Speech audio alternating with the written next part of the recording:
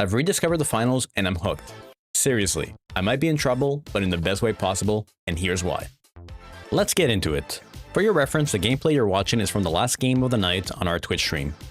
So I first played the finals when it released in December 2023. I'm not sure why, but even though I had fun with it at the time, it didn't click as I logged about 15 hours of game time before quitting.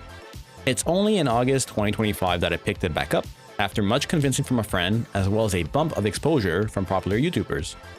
And now I'm borderline addicted and I've easily quadrupled my time as of when this video is live. So what made me stick around this time? I'll tell you. For one, the game feels like a complete experience. There's so much more to offer compared to Season 1, from various game modes to all sorts of weapons and equipment for our contestants. The variety is both overwhelming at first, but a welcome part of the game. Having such a rich sandbox to play in is simply fun.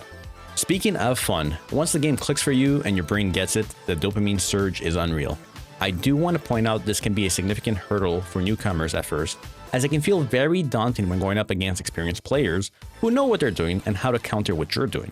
But for those players that stick with it, oh boy, what a ride. The way that your gadgets and the environment interact with one another is a thing of beauty. The environment itself is as stellar as I remember it, even way back then. The way destruction is handled in the finals is truly an accomplishment in itself and makes the whole game feel so dynamic. Maps play out so differently depending on the chaos happening around you. Getting the hang of the destruction is so rewarding. And simply put, it's a thing of beauty to look at.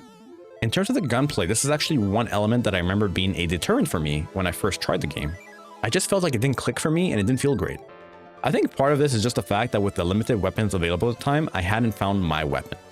Right now, medium is my go-to build with either a FAMAS or pike as my primary. I know, very meta, but I actually landed on these weapons before I even looked up any tier list videos. To be honest, this is probably the Halo kid in me, used to the 3-round burst of the battle rifle, or the single fire of the bandit in the most recent Halo Infinite. All in all, I'm just happy that I finally found what works for me, which I think is a big part of the initial exploration phase. Also, let's chat out the consumer-friendly store that the finals is running. Being able to purchase individual items from a bundle is a feature that you simply cannot take for granted. Yeah, there are some other games that do this too, but not all.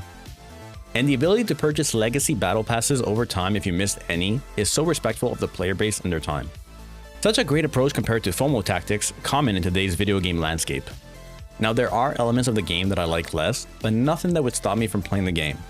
Honestly, the main one for me is that I'm simply not a fan of melee weapons. I don't know what it is, I just despise them. Of course, just like anything else, there are pros and cons to them, and counters as well. I just find that they cheapen the experience a little bit. I've accepted them as being a staple of the game, but every once in a while, a small sense of frustration sets in when I encounter a riot shield. Oh, and as great as the practice range is in the finals, like truly, it's fantastic. The one thing I wish it had would be the ability to change your weapon sight. Unfortunately, you need to leave, change your sight, and load back in. This can be tedious, and although you eventually find the sights that you want and likely leave them at that, this would be a great quality of life improvement.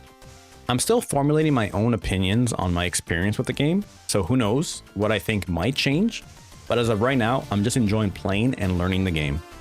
So it's safe to say that the finals will be part of my rotation from here on out, and for good reason. I'm looking forward to improving and sharing the game with my community as well. If you have any tips for me, please leave them in the comments below. Omniscient Wolf, out.